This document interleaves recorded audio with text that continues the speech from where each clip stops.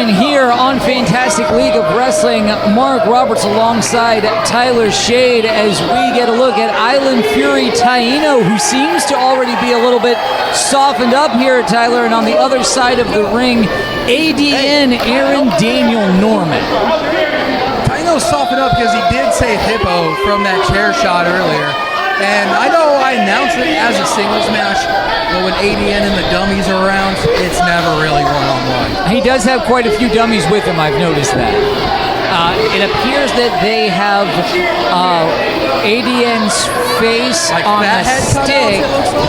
And I don't know anyone who would do that who couldn't be described charitably as at least a dummy. Well, I did see one of the dummies call a child in the audience a dummy and then ask them what 2 + 2 was. The child said 4 and the dummy said no, that's not correct. So I think we can tell which one's the real dummy here. Nonetheless, Aaron Daniel Norman finding young men to do his dirty work fits very much in line with the type of wrestling that he enjoys, the type of wrestling that he practices. Aaron Daniel Norman has already been to Japan. He came back and he immediately found himself some dumb young boys. ADN also stands for Aaron Daniel Norman, but also a dummy network, and that's exactly what he has with him at ringside, who are just not even focused on the match, trying to show that they're smarter than these kids in the crowd. I'm not sure they're going to win that. Norman charges in. Taino's out of there. Oh! 2 arm drags with the arm he seemed to be favoring earlier, so the adrenaline is pumping now through Taino as he goes for a press and a cover and nope. ADN goes to his dummies on the outside, who are now fanning him off with those fat heads on a stick.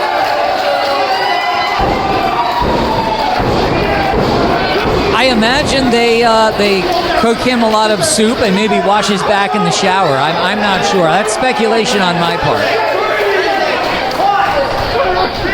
And they usually win the matches for him as well. You know, it's a shame to have that kind of a reputation when you are as good at pro wrestling as Aaron Daniel Norman is, going and attacking that arm now. He's calling for a night-night already, and we are maybe 3 or 4 minutes into this match. But with a forearm like that, any person that's not Taino is going night-night.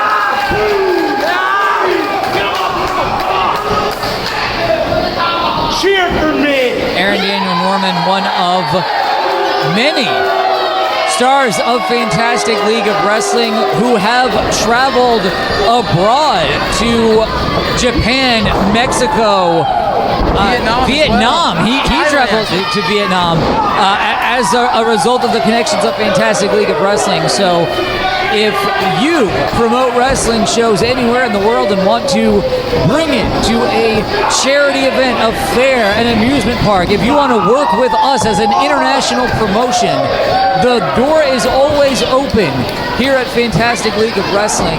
And some of these young athletes are definitely going to gain an international following as a result of being here. And Aaron Daniel Norman, as much of a ruffian as he may be, is one who I would put my money on. If we could bet on these guys on Polymarket, I'd say Aaron Daniel Norman is one who should go far within professional wrestling. Depositing Island Fury Taino on the outside, and these guys are at least smart enough. One of the fans back one of the dummies. He caught a dummy! Free range dummy caught! And that old man was stronger than that dummy. The other 2 dummies had to pry him away. Island Fury Taino getting an assist from the front row here. Listen, if they were smart, they would have watched their back, but they didn't, and that's why they're the dummies. I can understand why it happened, but please, fans, don't touch pro wrestlers. It's not a good idea during a wrestling show or after, quite frankly. Oh, vicious kick sends Taino down. Let's just get back into the ring here. ADN just using his big size advantage on Taino right now. doing all of the damage to that left arm and elbow. It's an interesting choice, and I think that ADN only going after that arm because Taino came in already favoring it from what happened earlier in trying to assist Berto. When he got hit by the chair in the back, I think the legs of the chair caught him right on the funny bone. I was seeing him earlier. He was trying to shake that feeling out of his arm. ADN calling a shot. Oh, that too. Taino got the legs up. And a big kick. See, that's what I'm saying. Normally, you'd look at a wrestler like Taino and the first choice wouldn't be to take out an arm. You'd want to stop him from flying and kicking. ADN simply saw that there was already a weakness.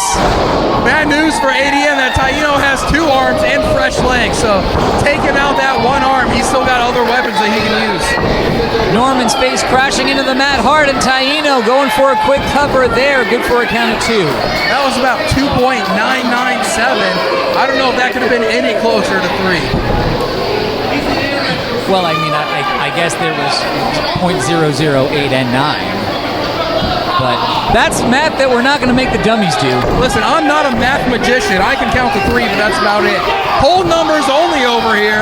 Speaking of 3, the 3 dummies on the outside. One of them got hit. Schoolboy, but no. It's a big kick to the head, nearly taking the dome right off of Taino. Taino doesn't need that arm to kick out. Still fighting back here. The dummies look like they've taken more damage in this match than either ADN or Taino. They're fanning dummy number 2 right now, trying to make sure he's okay.